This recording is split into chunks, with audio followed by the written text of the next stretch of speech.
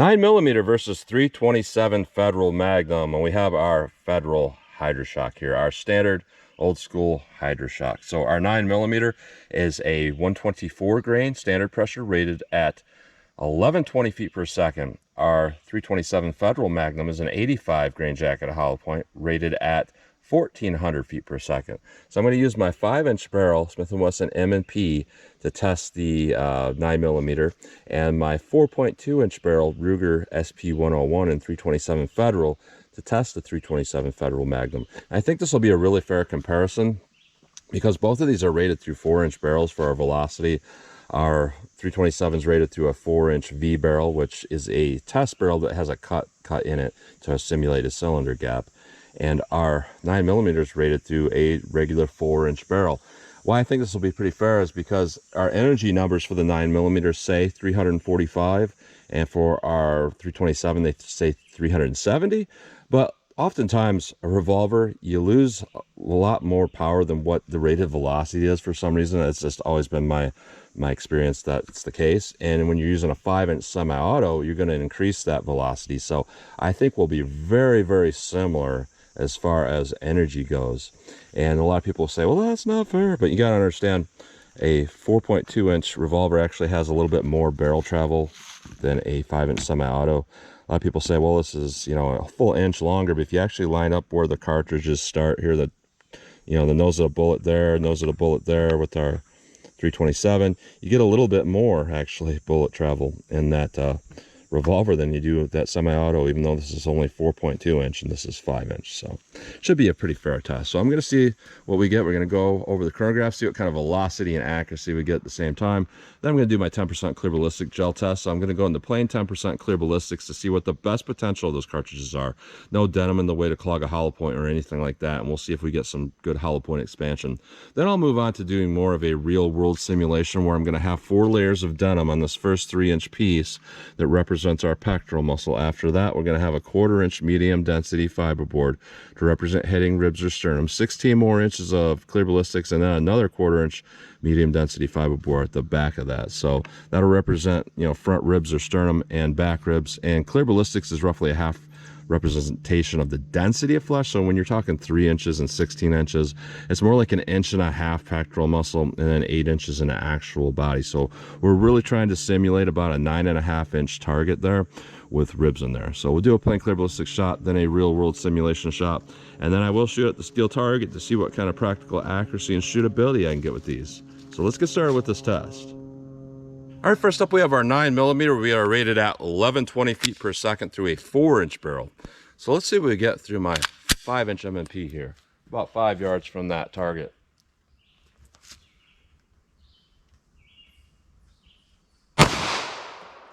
$11.57, $11.33, $11.45, $11.49, $11.39. So not a huge increase in velocity like I was thinking I was going to see. We got a full inch barrel more than the test barrel, and we're still not seeing a big increase. So 327 Federal. This is a little bit longer than the test barrel as well, 4.2-inch. 85 grain rated at 1400 feet per second. I did test this ammo in my LCR, which is a 1.875-inch barrel. It's getting just a little bit less than 1200 feet per second. So let's see if we get more than 1200 feet per second and how close we get to that 1400 feet per second that's rated at.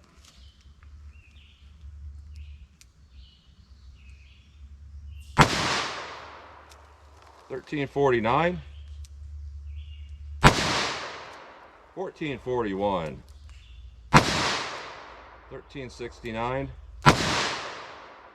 $14.17, $14.31. Let me run one more.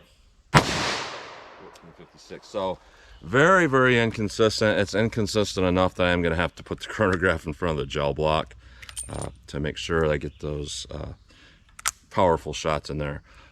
But yeah, if you do the averages, I think we're pretty close to that rated velocity. Just very, very inconsistent. One thing I will say, very, very low recoil with this.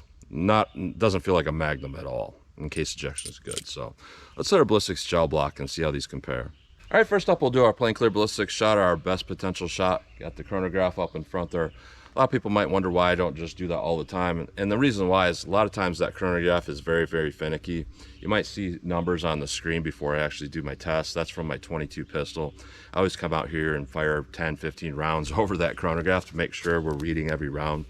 And when you do this, sometimes it just doesn't want to read from being too close and getting smoke over it. And also a lot of times I've seen like 44 mag, 357 mag lift those blocks and drop back down on top of stuff, and I don't want to destroy the thing. But with these, I think we'll be safe here. So we'll see what we get with our 9mm, with our plain clear ballistic shot.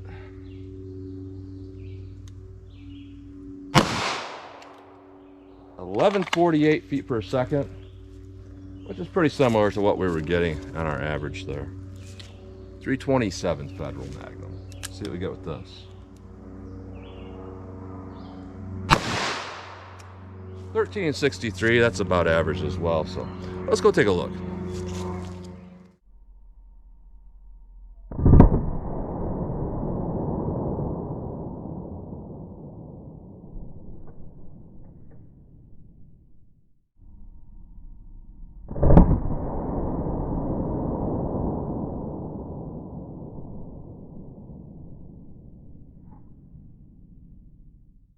All right, so we had some very similar penetration, if not pretty much exactly the same.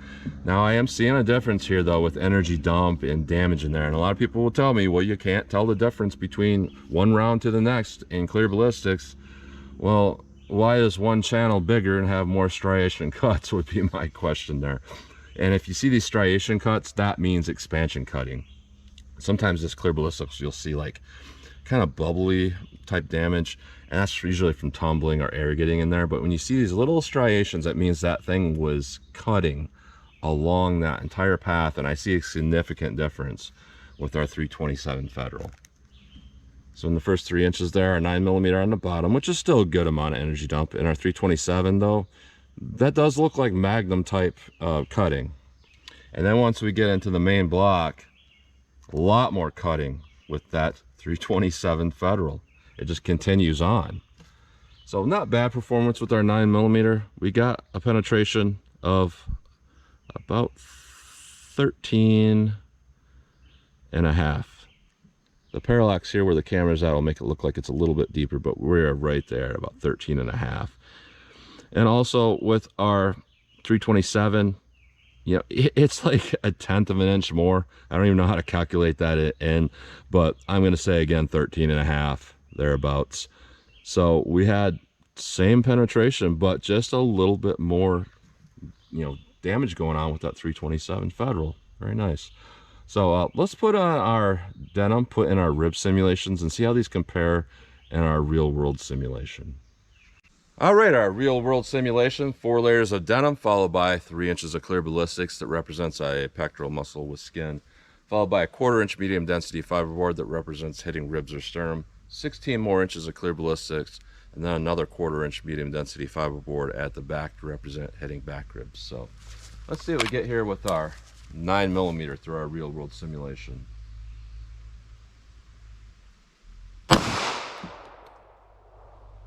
1130 feet per second.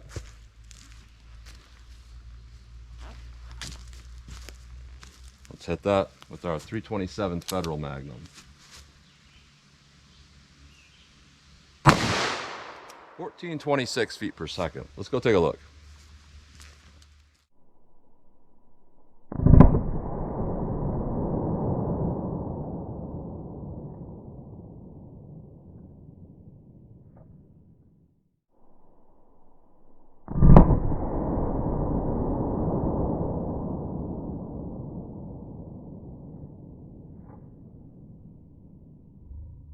All right, I placed those kind of close, but they did go through their own respective hole here. So, you know, the channels aren't actually touching other than just barely a little bit of that damage touching that bottom entry there, but not enough that I think this is going to make any difference whatsoever here.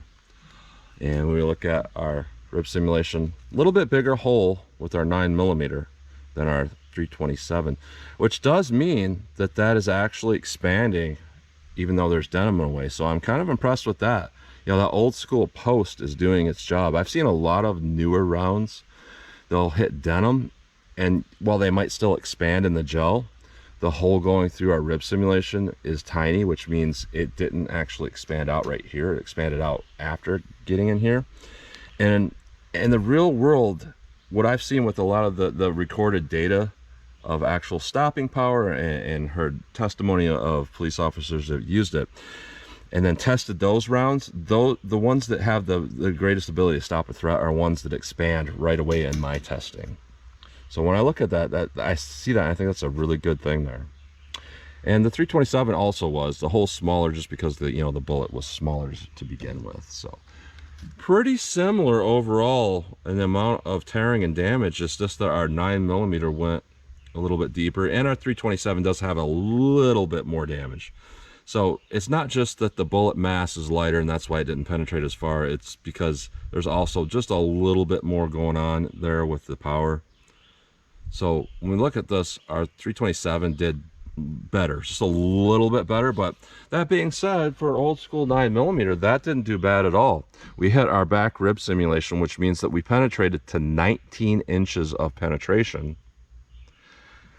And it did make a little bit of an impact here and start to crack out the back. So that's not bad overall, because that would indicate that I've set this up doing a lot of research, and I do believe this does represent an average body. So I don't think that would pass through an average attacker. It would go about as deep as possible, but because it did energy dump, that means it's doing pretty well. I would guess in the real world this 9mm is actually pretty effective compared to a lot of the newer stuff. Now our 327 Federal Magnum, we have a little bit, it looks like a little bit better expansion, but I think it's just because our 9mm expanded and maybe peeled back, but sometimes it's kind of hard to tell from these angles.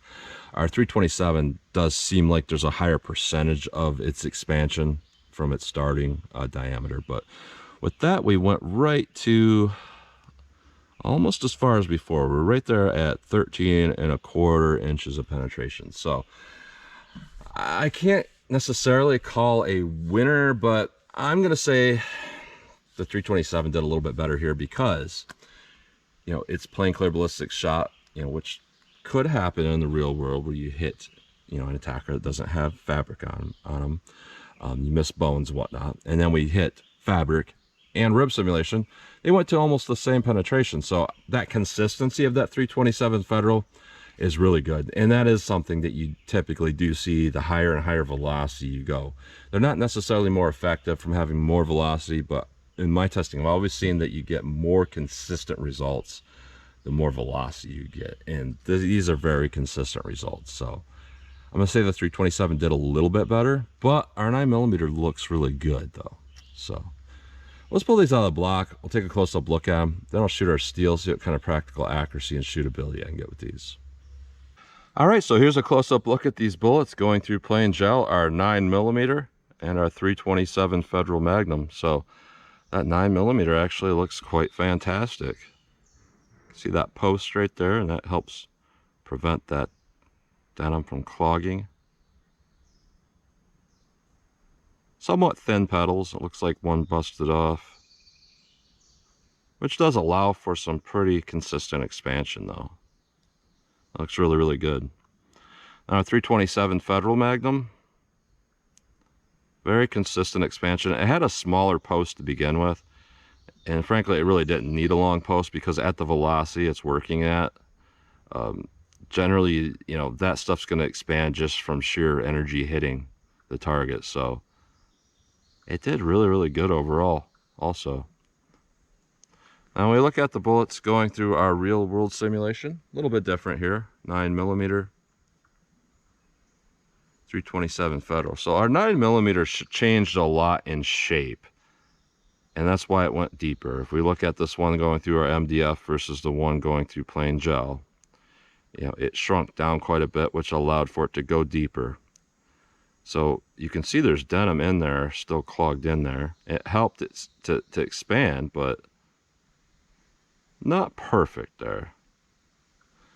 As we're the 327 through our real world simulation compared to the one going through plain gel. You know, just a tad smaller, but pretty much the same performance. So that high velocity just really helps it to perform. And that's the thing I like about 327. You know, in all of my testing, I found that throughout the years that, you know, you can get good expansion with good designs, even if the velocity is low. Or you can get good expansion if the energy is high, but the velocity is low. Or you can get good expansion, you know, if the bullet is a soft lead bullet. There's a lot of factors to expansion. But the one thing that always seems to work regardless of the energy or the bullet design is high velocity.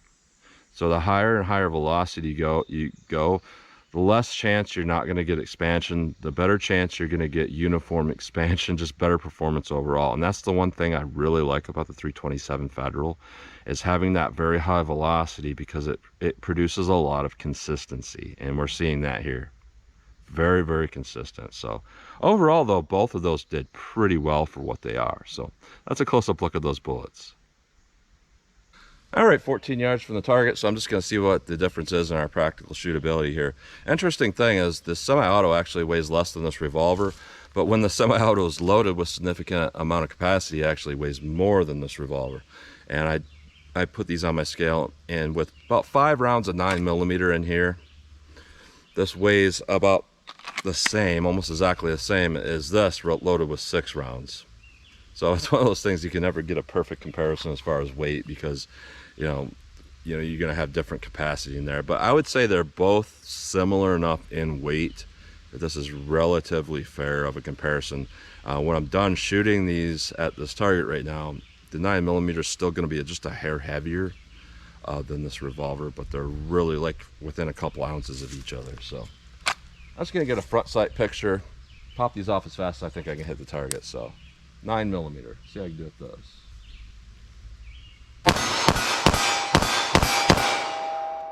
All right. Very shootable, almost no recoil in that particular pistol here. 327 Federal, see how I can do with this.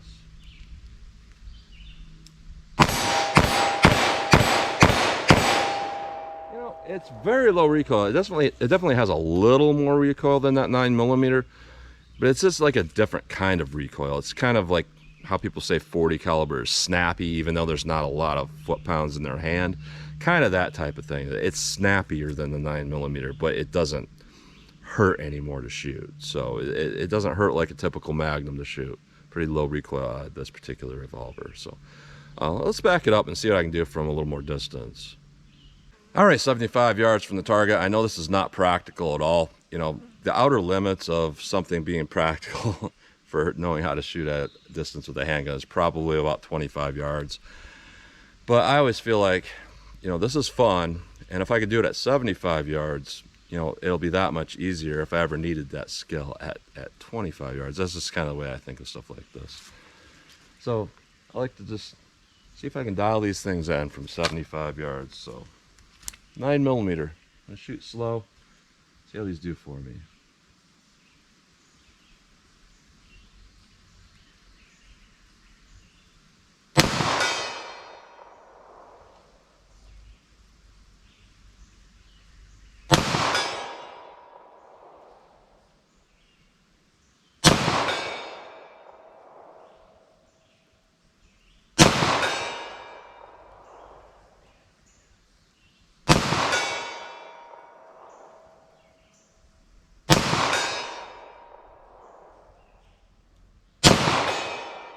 All right, so those are pretty accurate for me.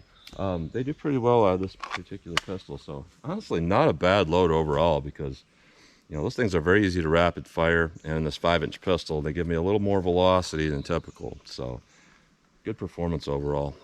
327 Federal. This SP101's trigger is kind of hard to control, but let's see what I can do with it.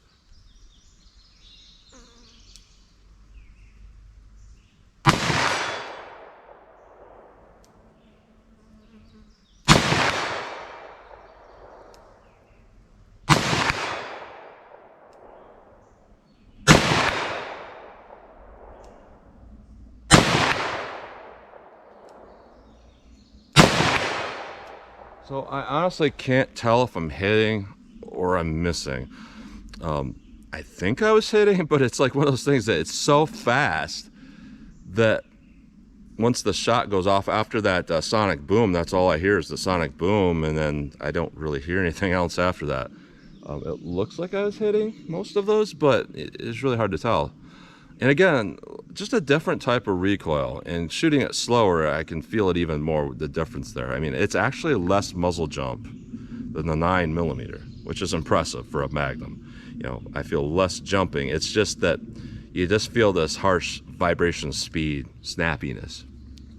But overall recoil, I'm gonna say is about the same as that 9mm, which is really, really low and nice. It is marketed as a low recoil cartridge. It says right on the box. The 9mm is not marketed as that because they discontinued their 135 grain low recoil, but their 124 grain that doesn't stay low recoil on it is just as low recoil. So I don't know why they don't just slap that on the box. It makes more sense. But overall, Old School is still pretty good here. I'm gonna say that these Old School loads did better than a lot of the New School stuff I've seen. You know, there's a lot of stuff out there, HST, Gold Dot, and those do all pretty good, but they kind of work a little bit differently where they just, I don't know, it's like they're scored on the jacket to expand a certain way, and they expand pretty well. And then you got some of this other stuff like critical defense, critical duty, and that just, you know, fills that hollow cavity. But honestly, the simple post to just push the fabric out of the way and then just be a normal hollow point after that, that's really all it is. It's not a high-end hollow point. It's a traditional, just regular hollow point.